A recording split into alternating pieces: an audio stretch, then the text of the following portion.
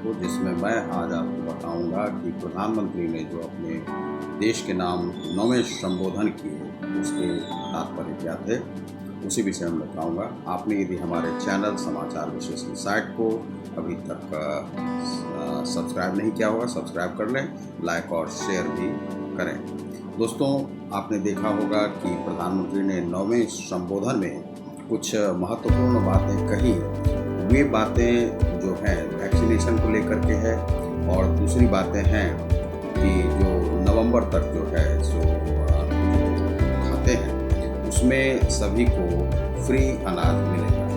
यह अनाज हमें नवंबर तक, दीपावली के बाद तक वह प्राप्त होगा। तो यहाँ पर जो देश में अभी जो समस्या थी कि लगभग 2-2.5 हज़ार से ज़्यादा लोग डेली मारे जा रहे हैं, वे सभी मर रहे हैं कोरोना से।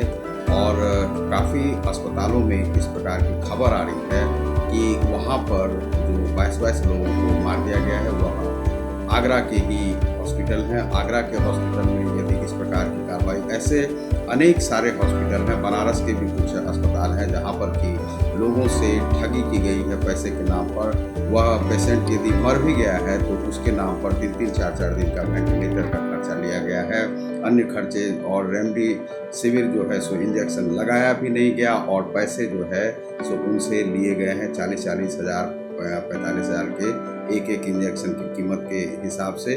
और यह तो प्रधानमंत्री के क्षेत्र में ही हुआ है। तो अनेक अस्पतालों में इस प्रकार के कार्य किए गए। बिहार से लेकर, पटना से लेकर बनारस, आगरा, दिल्ली, ये सभी खेल वहाँ पर चलते रहा है। अब इसमें जो स्वास्थ्य मंत्री हैं या किस प्रकार से उन्होंने इस पर अंकुश लगाया वह कुछ देखने में नहीं आया है। लेकिन अभी यह आया है कि 150 रुपये से ज़्यादा नहीं ले पाएंगे। लेकिन उसी में जैसे मान लीजिए कि 150 रुपया आपको लेना है तो 700 के आसपास जो है इंजेक्शन है। और यह इंजेक्शन कभी कभी नर्सिंग होम के द्वारा जो प्राइवेट किए जाते हैं वहाँ पर ब्लैक भी होने लगता है। तो इस प्रकार की स्थिति नहीं आए, इस पर अंकुश लगाने के लिए सरकार को कुछ करना चाहिए।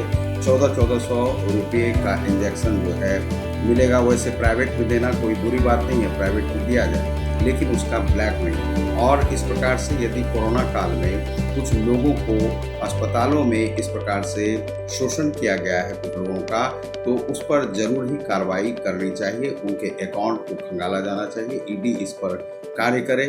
और जैसे आगरा में जो श्री पारस अस्पताल है, वहाँ पर यदि इस प्रकार से 22 लोगों को मारा गया है, वहाँ पर कहा गया है कि मॉक ड्रिल के कारण से ऐसा हुआ कि 5 मिनट के अंदर ही 22 लोग मारे गए और बोल गए, ऐसा वहाँ के डॉक्टर जो जैन हैं उनके द्वारा यह कहा गया है। तो उन लोगों को अरेस्ट करना चाहिए। कुछ लोगों की पिटाई उन डॉक्टरों और उन कर्मचारियों, पारस के गुंडों के द्वारा की गई है, तो उस अस्पताल को जरूर ही बंद कर देना चाहिए। और पब्लिक को इतना भी नपुंसक नहीं होना चाहिए कि वे अस्पताल वाले आपको मार रहे हैं और आप छोड़ रहे हैं बार बार।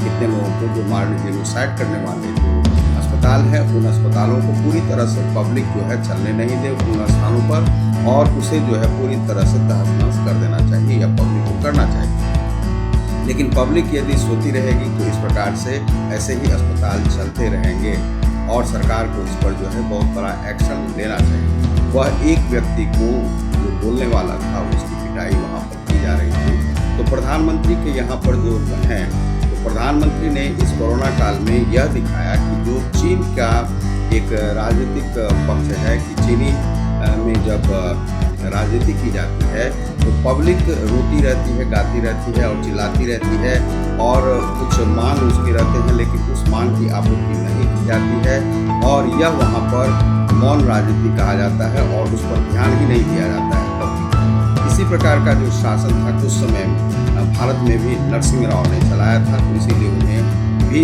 एक मौनी बाबा के रूप में ही जाना जाता है कि वे भी बहुत मात्रा में देश के जो पब्लिक को चाहते थे उनका कार्य वह नहीं करते थे। कई जगह पर वह बिल्कुल ही शिथिल और शांत था।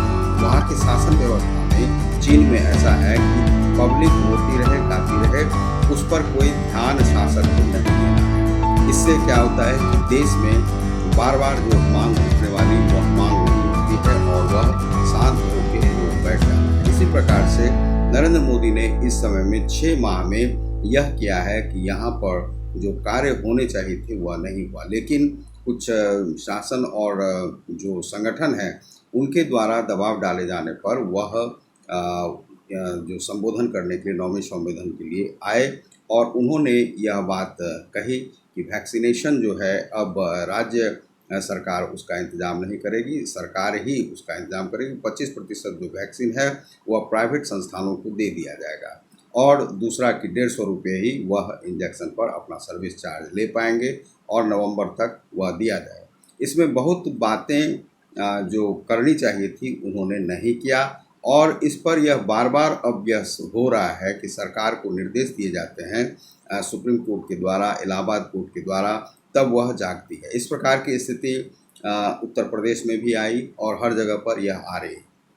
लेकिन एक बात यह भी सोचने वाली है कि सरकार इसमें क्या कर सकती थी। यदि ऑक्सीजन की पूरी व्यवस्था नहीं थी तो ऑक्सीजन की व्यवस्था सरकार को करनी चाहिए थी, लेकिन सरकार का ध्यान पूरी तरह से बंगाल के इलेक्शन पर रहा और सरकार को जो करना चाहिए था वह नहीं कर पाए। लेकिन योगी सरकार वहाँ पर कुछ इंतजामात कर सकते थे, लेकिन योगी जी स्वयं ही इसमें कोरोना पीड़ित हो चुके थे और जब बंगाल से लौटने के बाद, हार के बाद 2 मई को जो सूचना आई बंगाल से कि जो भाजपा को जो है सो जीत नहीं मिली, उसके मुख्यमंत्री नहीं बन रहे हैं, तो इन लोगों ने पूरी तरह से शांति बनाकर रखा और भाजपा के नेता, प्रधानमंत्री आदि इन कार्यों पर कुछ नहीं कह रहे थे। लेकिन अब लगता है कि प्रधानमंत्री फिर से एक्शन में आए हैं और अब इंजेक्शन और वैक्सीनेशन का कार्य तेज गति से चलेगा।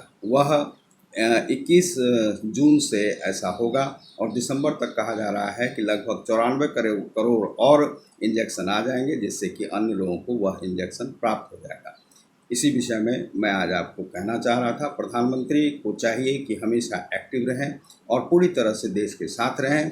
वह इस प्रकार का जो शासन व्यवस्था है जिसमें कि चुप्पी साध लेने की, उस तरह का कार्य नहीं करें। जहाँ जहाँ जो व्यवस्था जितना कर सकते हैं उतना कीजिए। जो सरकार के बस में नहीं है उसके लिए कुछ लोग कर नहीं सकते हैं। तो बहुत बहुत धन्यवाद। आप देख रहे हैं हमारे चैनल समाचार विश्लेषण साइट को।